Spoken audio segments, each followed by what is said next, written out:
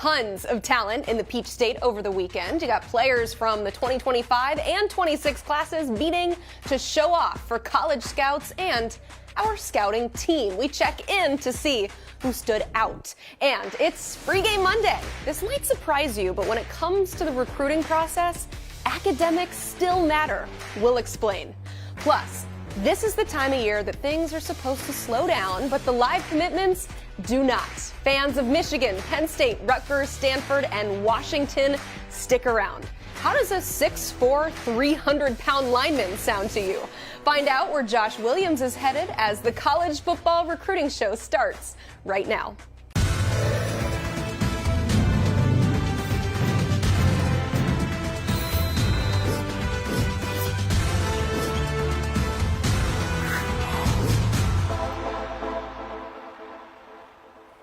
You are taking a live look in Villanova, Pennsylvania. That's where offensive lineman Josh Williams is set to make his college commitment right there on his couch with mom and dad. Looking forward to checking in with them in just a bit. We'll take you to that big decision momentarily. But first, we got to welcome you here into the show. Alongside Blair Angulo, I am Emily Proud. A reminder to submit some questions in the chat. We should have time to answer some at the end of today's show, so put those in there. Only way you can do it is by subscribing to the 24/7 Sports YouTube channel. Also, please like this video so we know that you're watching. You hit that like button. We're going to hit the headlines because some things went down over the weekend. The 5th-ranked interior offensive lineman is officially spoken for. 4-star Peyton Joseph has committed to Florida. The Warner Robins Georgia native adds what to the Gators 2025 class? Emily, he gives them size and strength. The Gators signed a top 15 class last cycle, but they probably needed to recruit the lines better. Just 2 4-star linemen combined on both sides of the trenches. Peyton Joseph is a nice early victory for Florida as they try to shore up the offensive line. Meanwhile, the number 1 class in 2025 just keeps growing. Wide receiver Sean Terry now marks 16 commits for the Fighting Irish. Blair, what kind of player is this latest ad? A speedster who is lethal in open space. He's got verified 4.5 speed, still getting faster. Sean Terry is the 2nd wide receiver to commit to the Irish this month, and he gives the number 1 ranked class its future slot receiver. All right, national recruiting analyst Anna Adams has placed a crystal ball in for 5-star edge Zion Grady to end up at Georgia. This goes against 4 crystal balls placed a few months ago for Alabama, so it sounds like some things have changed. How big a get would this be for the Dogs? It would be huge. Anna Adams from the top rope, we might say. Alabama had all the buzz. Obviously, Zion Grady, one of the best defensive prospects in America. They've had the buzz since the fall. But could this be another domino effect of Nick Saban's departure? I think Kirby Smart is certainly licking his chops. Certainly. Well, some visit news for 5-star defensive lineman Justice Terry. He is committed to Georgia, but he set a visit to Florida State on March 9th and another to USC on March 23rd. So how should the Dogs be feeling about this one? You know, it's give and take. The Georgia Bulldogs will also be hosting, I'm sure, a number of prospects that are committed to other schools. The big defensive lineman has been committed to the Bulldogs for over a year. This is just part of the process. Florida State, USC, they get their chance to make their pitches. But I think the big telling point will be to see which schools end up getting officials this summer. Our guy Cooper Petagna actually saw him play in person this weekend, so we're going to have more on him coming up in just a bit. But we got one more headline. The Under Armour Next Camp in Atlanta brought out star after star, but the one who shined brightest for 24/7 Sports was 4-star defensive lineman Malik Autry. He was named the alpha dog for the event. The top 100 player is currently committed to Auburn, and he was just one of many big-time players at the event. So let's bring in someone who was there to take it all in. The aforementioned Cooper Petagna joining us now. And Coop, before we get into who was there, when you go to events and settings like this, what are you looking for in your evaluations? Well, we're trying to get the rankings right first and foremost, but the biggest thing is really just size, speed, athleticism. How do these guys project? Do they need to put on weight? Where are they in terms of their physical timeline as well? I remember last year you go back and you look at some of the names that showed up about Cam Coleman, Ryan Williams, Jordan Ross. All 3 of those guys, they end up inside our top 10. All 3 of them minted 5 stars in 2024 as well. And you think about that, Cam Coleman was a guy that jumped over 160 spots. You look at a guy like Jordan Ross, the same with him. He goes from number 81 all the way up to number 12. So a lot can change. We got an update coming out for 2025 at the end of the month. So a lot of opportunity for these guys to make money, especially in terms of rankings. But the biggest thing for us, this ended up being one of the most, I would say, noteworthy events in terms of getting a lot of information where these guys are in their physical trajectory as they go in towards their senior season. Going to be a really, really important piece of the evaluation process for us going forward. You mentioned getting those rankings right, and there will be an update soon. We might see this guy on the update. Top 90 player already in defensive lineman Malik Autry, the alpha dog this weekend. What was it that made him stand out? Well, he put on about 30 pounds from the last time we saw him, which was at this camp last year in Atlanta. So he's about 320 pounds plus. He's 6'5.5", and the size is really hard to find, but the athleticism, you can't teach it as well. So when you put that together, that size and athleticism combination, here's a guy who's going to play in an even front. He can play the 1 technique, the 3 technique. I love the position versatility, and we talk about ascending players, right? I just talked about 3 guys that worked their way inside the top 10, and a lot of that had to do with what they did at this camp in this setting. I think Malik Autry is a guy, he's an ascending prospect. He didn't have the greatest production last year, only had 3.5 sacks, but I expect a big senior season from him, and I think Auburn's going to have to do a lot of work to keep him in the boat as well. Another name that will be prominently featured in the update for the 2025 class is 5-star quarterback Julian Lewis. He's been committed to USC. A number of other programs are still pursuing for him. But Cooper, how did Julian Lewis perform on Sunday? He did well, steady Eddie, right? And this is a guy that's reclassing coming up a year, so he's going to be entering football 1 year earlier, but he's so experienced. I mean, you think about his win-loss record over the last 2 years. He's 25-3, playing a high level of competition there in the state of Georgia. He's also thrown 96 touchdowns and 14 INTs. So he had 48 touchdowns over the last 2 years in each of the last 2 seasons, but he took that INT number down from 12 to 2. So we all know this is one of the most polished arms in the country. I think the biggest thing for him when you see him on an on-air setting is that just deliver. What are we going to expect, especially from the psychology of the player in terms of the body language as well? How does he interact with other guys out there? Is he engaged? And he checked box after box after box, and that's what you expect. A player of that stature, he also performed really well as well, too.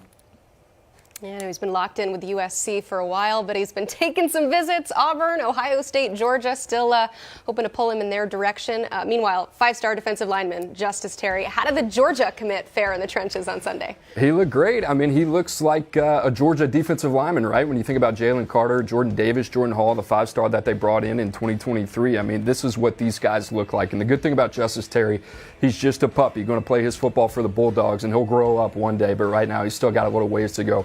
6'5", 275 pounds, similar to Malik Autry. I think this is a guy that can play a lot of different positions. You see flashes of dominance, and for him to go to Athens, to be under that strength conditioning program, obviously get the positional development as well. This is a guy that's got star potential written all over him. So I think if you're a fan of the Bulldogs, you love line of scrimmage play, I mean, you expect this caliber of player with what Kirby Smart has been able to build there on the defensive line. I expect that with Justice Terry as well. And as we mentioned in the headlines, USC and Florida State are 2 schools that will be getting visits from the Georgia commit this spring. And speaking of the Seminoles, Cooper, linebacker Daryl Johnson appears to be trending towards Florida State on the 24/7 Sports crystal ball. He punched his ticket to the Under Armour All-America game next year in Orlando. What did you think of Daryl Johnson's performance? I loved him. You know, he's a 3-phase player, pretty raw, but a really dynamic athlete. And you turn on the tape, he does a little bit of everything. I think a lot of people are still trying to figure out what is he going to be. Is he going to be a strong safety overhang? Can he play off the edge? Is he going to be an off-ball linebacker? You see the height, weight there, 6'1", 200 pounds. He's got a 6'7" wingspan. He's a multi-sport guy. He's pretty raw in terms of he needs reps, he needs coaching. But in terms of the athlete, straight line, explosive, dynamic, made some plays in coverage as well down the field. He's got a lot of stuff you cannot teach in terms of the speed, the athleticism in space. He's going to figure it out. He's going to need a little bit of time. But I love this kid. I love his ceiling as well. So whether it's Florida State, somebody else, somebody's going to get a heck of a player in Daryl Johnson. As for the 2026 attendees, there were a few. One we want to highlight, though, is athlete Jonah Winston. Yes, he is the younger brother of former #1 pick Jameis Winston. He's got the name going for him, Coop, but how do you look this weekend? I really like this kid. You know, 2026, he played at Hoover. He plays quarterback. He plays running back. You see him work out of the slot as well. I mean, He came in, same event last year, 150 pounds, so didn't expect much this season, but we like the player a lot, and I'll tell you this, he's dynamic. He's exactly what you want out of the slot in terms of being able to play at a very controlled pace as a route runner, but still very fast as well. His ability to create separation, whether it's off the line of scrimmage against press coverage or whether it was at the top of the route, I think that's the biggest thing that kind of stood out about him. Another multi-sport guy, baseball background. You love the genetics. You mentioned his brother, obviously in the NFL and former Heisman Trophy winner. So there is a lot of meat left on the bone. He's got 2 years left of high school. I love this kid. Another dynamic guy that we'll just wait and see, but his best football's certainly ahead of him. I love it. Coop, thanks so much for being here. We always love the analysis, getting ready for the 2025 class and also 26. You can learn more about these prospects and really every member of the 2025 class. I'm just going to throw it out there. These guys know what they're talking about. Make sure that you're taking in the 24/7 Sports Football Recruiting Podcast with Cooper Petagna and Andrew Ivins. New episodes are dropping every Tuesday and Wednesday. You can watch it live at 5 o'clock Eastern right here on the 24/7 Sports YouTube page or listen wherever you get your podcasts. It's the first day of the week, unless you're one of those people that thinks it's Sunday, which means it is time for Free Game Monday, where Smoke Dixon dishes out some free advice. This is, of course, coming from someone who is both a big-time prospect himself and most recently general manager of a Power 5 program. Heard you're doing some draft talk last week, too. Of course, your experience in the NFL front office as well. But today, Smoke, we're going to talk about something that a lot of people don't think matters when it comes to college football, and that is academics. Of course, unless you're one of the top athletes in the country, this does matter. So how can athletes set themselves up for success before they even enroll to their school of choice? Well, whenever one of these athletes make these commitments, they always say, well, in 3 years, I'm going to play in the NFL. Yeah. Or in 4 to 5 years is what I'm going to do. As much energy as you put into your athletics in terms of hiring a trainer, getting ready for going to play, you want to put the same into your academics. So put yourself on a 3-year plan to graduate before you get at it. Yeah. Understanding that you can take some AP courses in high school that can be counted towards your college credits. And also you can take online classes at your local community colleges in terms of getting towards 6 to 9 hours, because that's what you want to get to before you even get to your college. And then before you even get there, when those coaches are making those presentations at your home or even at your high school, stump them real quick. Say, what happens if I don't make it to the pros? What is your 3 to 4 year plan for me to graduate and also set me up for success outside of the playing field or the basketball court? And I guarantee you 99% of them, that presentation is going to stop and they're going to just drop with their mouth and pause. And if they pause, they don't really have a plan for you outside of playing professional football or professional basketball. Yeah, we've talked about this before, just the importance of putting that onus on the recruit and on the recruit's family to ask those tough questions. So when you go in and you're on your recruiting visit, what are the most important academic questions that you need to make sure you're hitting? You want to make sure that you ask them, is this a subject-based academic center? How many hours am I allotted a week? And is there a person that's there for me? Not just if I show up with my books in hand, do they understand what my workload is like for the week? How many times is the football staff meeting with the academic performance? And how much emphasis does your coach put on academics? If they're not having that conversation with you at the beginning of your recruitment, yeah, they're only looking at you as an athlete, not the student athlete that we both talk about daily.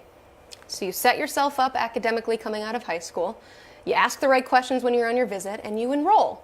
What then can an athlete do once they're enrolling to make sure that they set themselves up for success? Make sure that you meet with your academic advisor to put you on the track now. And a game plan, just like you have a football game plan to win that week, you want to have that game plan for your 3 years to graduate. So your last year in college, if you're going to be in the pros your 4th year, you can take that year as a professional and just take postgraduate classes. Now, go wear those people out over there, those tutors at your academic center. Make sure that you're in there and having a game plan in order for time management for you to be successful as a student athlete. Because most of us go to college not understanding there's a lot of time on your hand that you should be taking advantage of your academics. Just not in the weight room doing push-ups or bench pressing or doing cleans. You can also be working towards your academics so you can set yourself apart. So you're not one of those students that are always worried, your coach is always worried about Is he going to be eligible? What's his grades like? And you don't have like my mom and dad just wearing me out asking about what is your academics like. Yeah. You just want to be ahead of everything. So now the football part and the basketball part come real easily. I know when you arrive on campus, the fun things that you want to see are how nice the weight room is and the locker room and what kind of swag am I going to get. But that academic center is so important, and those are some resources that are provided to you from the school. But what other resources can athletes take advantage of just being a student athlete at a university? Your alums. Yeah. Alums outside in the workforce. And again, it comes down to that pitch that your recruiting coordinator makes to you, your recruiter makes to you, or your recruiting coach or position coach makes to you. You want to make sure that they can connect you with an alum outside to basically mentor you while you're there in school, and also allow you to network and make connections in that specific field that you want to work in or you want to major in. Yeah, also, how important is taking advantage of the fact that you are a student athlete? I mean, that should help on a resume, right? It's easy. Yeah. An athlete, disciplined, can show up to time, work hard, and ultra competitive. Those are the things that you're looking for in the business world. You don't have to motivate this person to be the best. They want to be the best. So long as you show up on time and you want to put yourself in that position where you have outside leadership and mentorship, you'll be in a better position. Even if you play 5 years in the NFL, you still got to come back and work. Because if you graduate at 21, play 5 years in the NFL, 26 years old, what else am I going to do outside of it? So have a plan. Once I finish, if I don't make it to the NFL, if I do, what am I going to do in terms of investing with my money? Yeah. It's like when you put special skills on a resume, you don't even have to list all the important skills. Just by putting student athlete, a lot of that stuff is already implied. They know it. They know that you wake up at 5:30 in the morning, get to work out at 6, go to your class at 8, come back, eat lunch at 12, practice for 3 to 4 hours, go back in study hall, then repeat that process for 4 to 5 years. Somebody shows up and shows you that on their resume, that takes ahead of it. Now that you have your internship outside of football, that's easy money. Yeah, we'll talk about that in just a second. But first, I want to know what kind of involvement coaching staffs have in academic success. Where have you seen that in your experience? Well, I'll go back to the last place I was at, University of Maryland. On Thursdays, we had a full academic and athletic staff meeting where the head of the academic department showed up and all of our coaches sat around the table, and you were responsible for your position group. So each academic advisor went through each one of the players on their list. So each person was provided a position group, and we color coded it. Green, you were doing great as a student athlete. Yellow was moderate, and red, alert, because now you're in danger. Not that you're a bad student, but it's someone that we need to make sure that we have a handle on. And they would go through their entire list of courses that they have, what their grades were, and what exams or papers they had coming up. So you as a position coach now know that on Thursday of next week, right, Johnny has a paper due. So after practice, you remind them, and you have a test coming up on Monday, and you know what's going on, because if you don't have those athletes out there in terms of being eligible, what do you have as a coach? I was one of the coaches as well, too. That was a badge of honor for me to walk in and look my head coach in the face and say, hey, listen, my position group, not only are they balling, but they have the highest academics and have the highest GPA. And I felt good about myself going home that maybe 1 or 2 of my athletes would make it pro, but 99 to 100% of them will graduate with a postgraduate degree. Yeah. You mentioned the pressure coming from your parents. There is no pressure quite like from your coach to make sure that you are showing up to class and turning in your assignments on time. Something that you mentioned earlier was all about these internships and how to help yourself professionally and get ready for the next level, whether or not that is the NFL. At some point, you will age out of the NFL and you will have to go back into the real world. So overall, during the season, it seems nearly impossible to build a lot of relationships and to do a lot of the things that we talked about. But in the off season, how do you balance your time between being a student and being an athlete? Well, I put it to my 60-40 rule. 60% of my time is going towards my internship and my academics in the summertime. And 40% of it is going towards my training, because I know during the year, I can't really put forth any effort towards outside work in terms of making myself more marketable in the professional world outside of the football field. So in the mornings, get up at 5:30, get in that early workout group.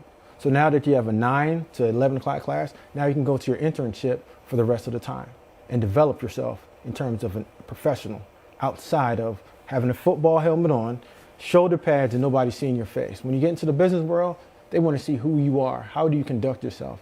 Do you have time management? Can you motivate yourself daily to come here and work? And it's not the easiest thing to do that. Yeah.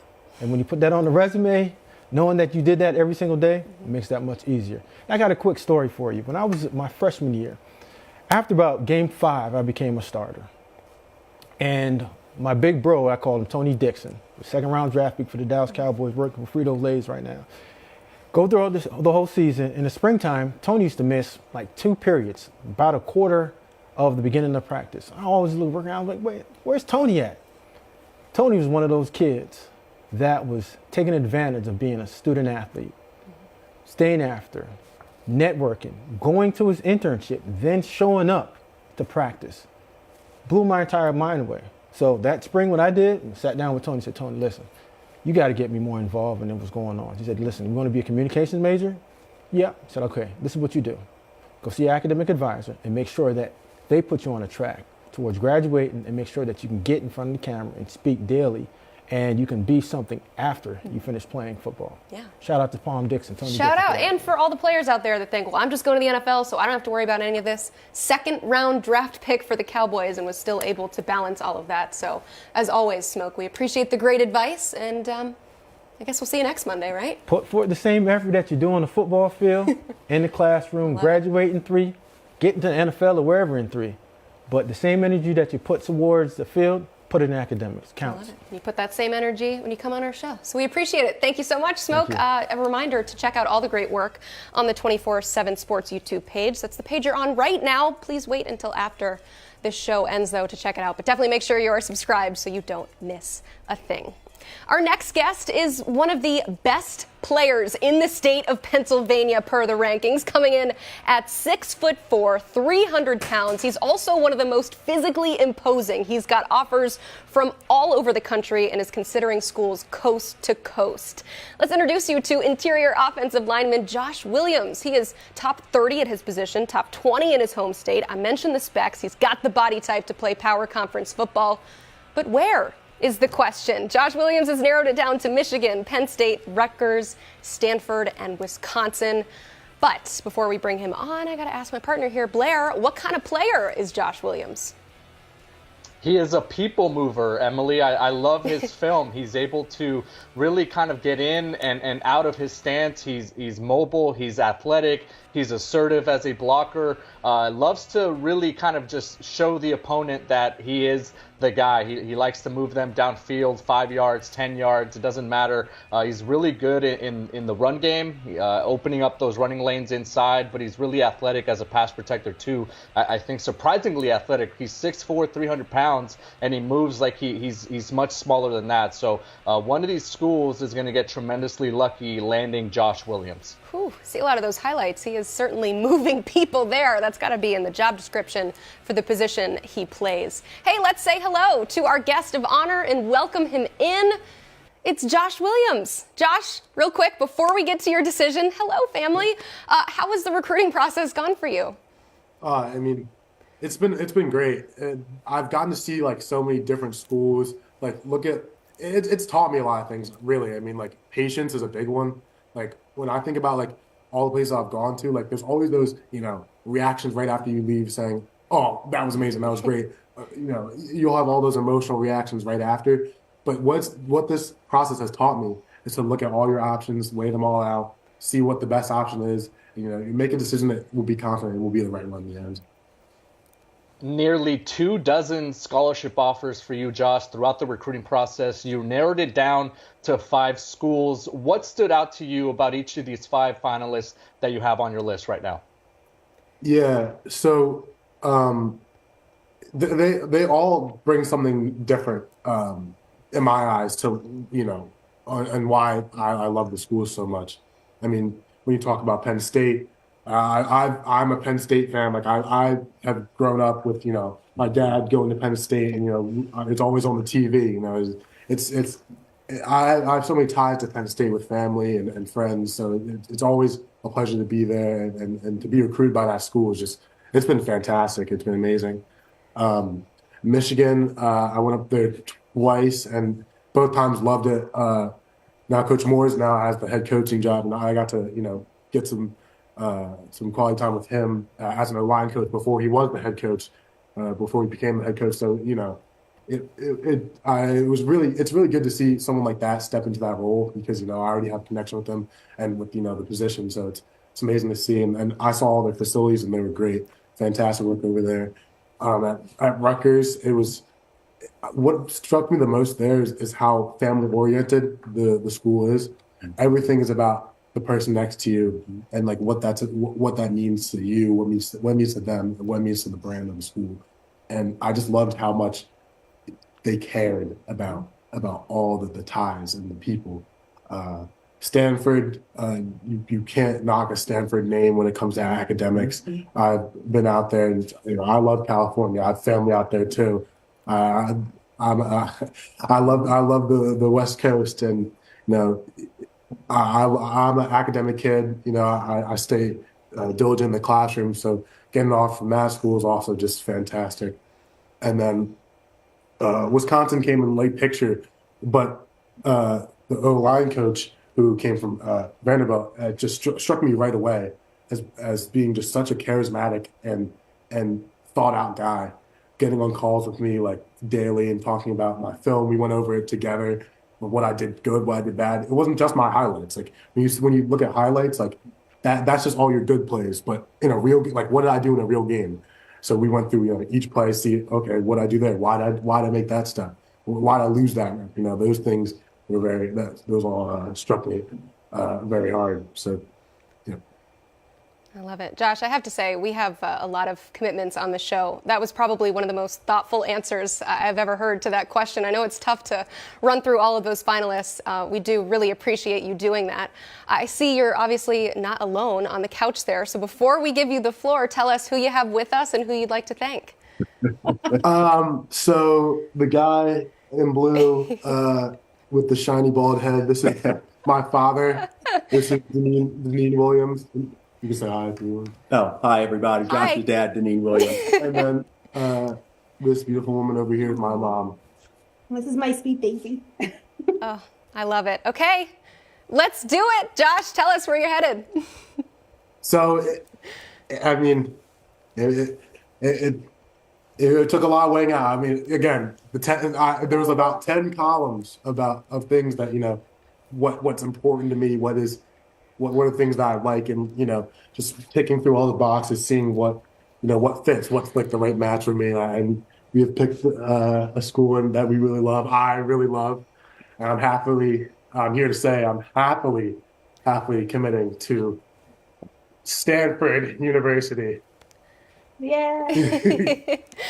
There we go. Josh Williams has officially committed to Stanford. Man, what a win for Troy Taylor. Josh, what made you decide Stanford? It's a combination of so many things. Like one, the people out there, the coaches. I got to get close with the head of recruiting, Preston Pearson, O-line coach Netter, the head coach, Coach Taylor. I mean, all the people were fantastic. Give me so much love. They're in Cali, but they come out here regularly to see me.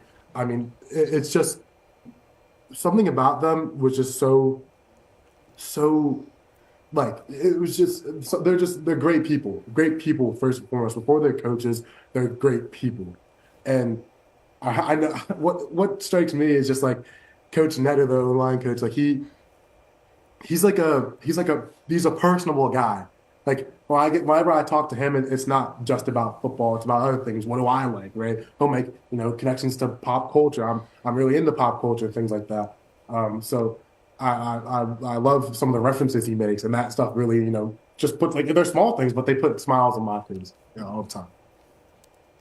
And Josh, we broke down your film a little bit earlier. Like, again, there's no name like Stanford out there, and me being, an academic kid is just, it's fantastic to see that I can go to such a prestigious school and play high football at the same time. It's like a dream come true. I mean, I remember, back a few years ago, I feel like I sometimes have confidence issues, but I didn't believe that I could play a Power 5 level or Power 4 level. But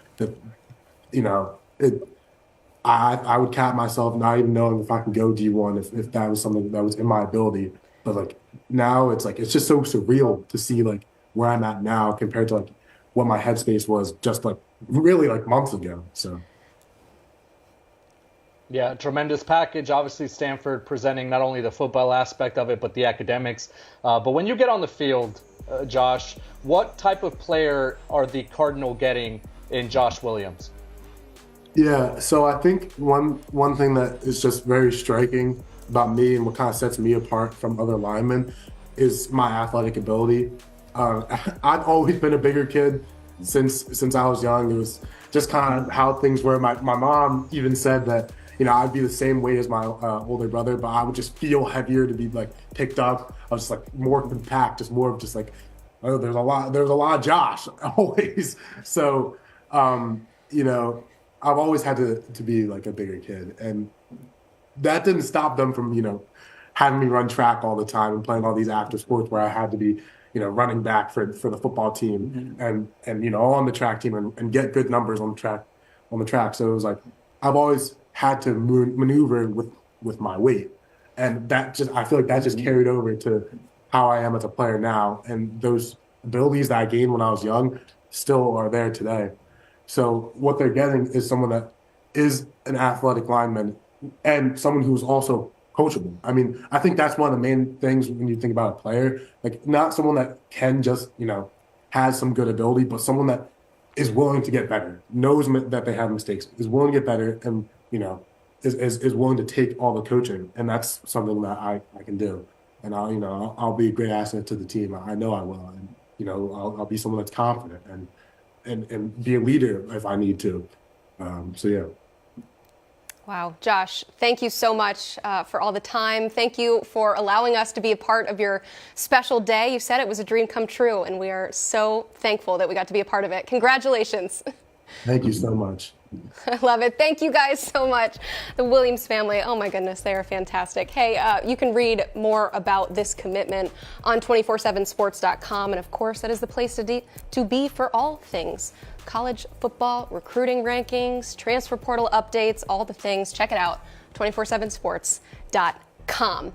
As promised, we do have time to answer a viewer question, so I'm going to hit this one real quick from Ben. How important is it for USC to hold off the numerous suitors who are after Julian Lewis and keep him committed until signing day? We know Trojans fans are kind of holding their breath every time they watch our show. Yeah, Emily, we heard Cooper Petagna break it down. He's one of the best quarterbacks in the country, natural arm talent, and considering the misses that Lincoln Riley had in the previous 2024 class. Remember, they made a run at Dylan Raiola. They made a run at DJ Lagway there late before he signed with Florida. They just suffered the transfer of Malachi Nelson. They've lost Caleb Williams from that quarterback room as well. They did land a transfer in Jaden Mayava from UNLV, but that quarterback room is really thin, and that's something we haven't really said much about USC or about Lincoln Riley, I think, in maybe ever. So getting Julian Lewis on campus is probably the most important thing that USC can do this recruiting cycle. They need to land their big fish, the number one target at the position, and for them to kind of steer the right ship and go towards the Big Ten and really make a run there, I think they're going to need to hold off the Georgias, the Ohio States, all these other schools that are making a run at Julian Lewis. I love it. Thank you for answering that, and thank you for being here. Blair, happy belated birthday, by the way. We appreciate you. It's today. It's today? I thought it was yesterday. It's today. You see the little sign there. Propped it up for my little son. Wow. He made a sign, so I propped it up. Wow. Okay. Well, happy birthday. Oh my goodness. I got my days wrong. It's the 19th. I will remember that. Blair, happy birthday. I was going to say thank you for spending the day after your birthday with us, but even bigger thank you for spending your birthday with us. Exactly. No, thank you. And then obviously I got to enjoy it with you guys. We love it. Thank you. And thank you for watching. Another reminder to make sure that you are subscribed. Hit that like button on the way out. Hit the like button for Blair. It's his birthday. For Blair Angulo, I'm Emily Proud, and this is the College Football Recruiting Show.